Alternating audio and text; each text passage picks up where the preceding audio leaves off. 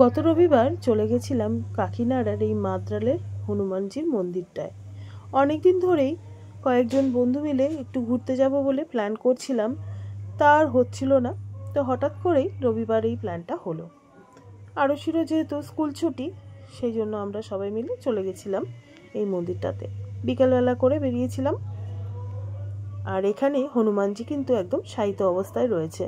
শোনা যায় যখন হনুমানজি এই সঞ্জীবনী বটি নিয়ে ফিরছিল, তখন নাকি ক্লান্ত হয়ে এই মন্দির চত্বরেই উনি বিশ্রাম করেছিলেন।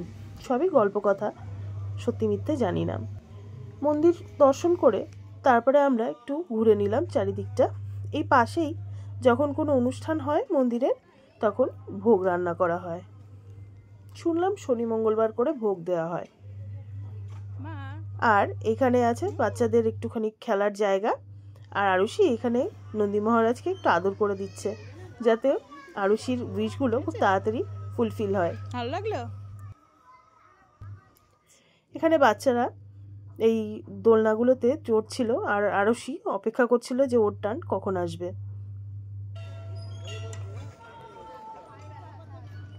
আরুষি দোলনাটায় উঠেছিল ঠিকই, কিন্তু যেহেতু ওর দিন দিন লম্বা হয়ে যাচ্ছে আর দোলনাটা ওর জন্য ছোট হয়ে গেছিল, অনেকটাই নিচে ছিল, সেজন্য ওর একটু অসুবিধাও হচ্ছিল। তাও দোলনা চেপেই ছেড়েছে।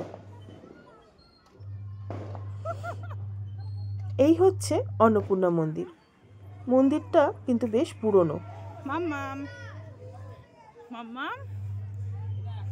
মন্দিরের দুদিকে দেখলাম দুজন নন্দী মহারাজ রয়েছেন, এরকম বড় বড় মূর্তি বানানো।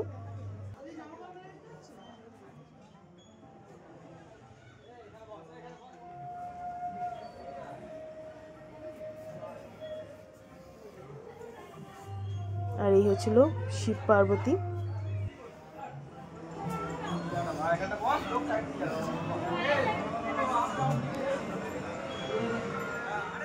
জুতো খুলে যাবো।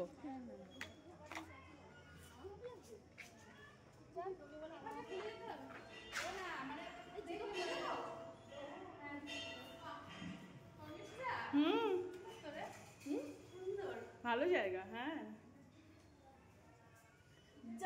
জয় ভোলেনাথ।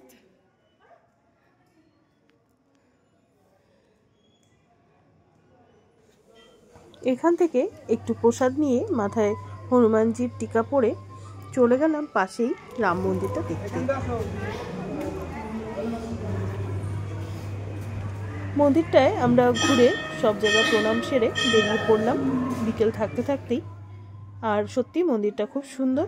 তোমরা যারা যারা এখানে থাকো বা আমার আজকের ব্লগটা দেখছো, তারা সবাই কমেন্ট করো কেমন লাগলো আজকের ব্লগটা। আরও নতুন নতুন ব্লগ নিয়ে আসবো খুব তাড়াতাড়ি। তোমরা সবাই ভালো থেকো। টাটা।